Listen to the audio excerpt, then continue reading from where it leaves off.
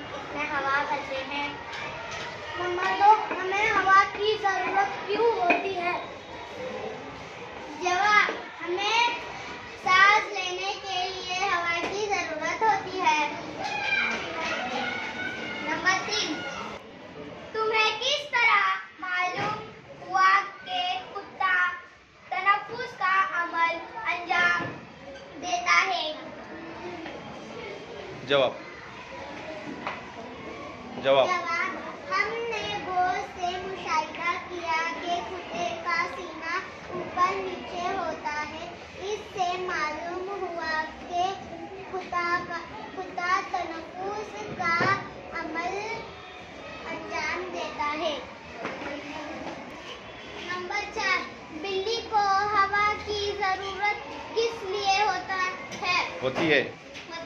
जवाब, तनफ्फुस का अमल अंजाम देने के लिए बिल्ली को हवा की जरूरत होती है।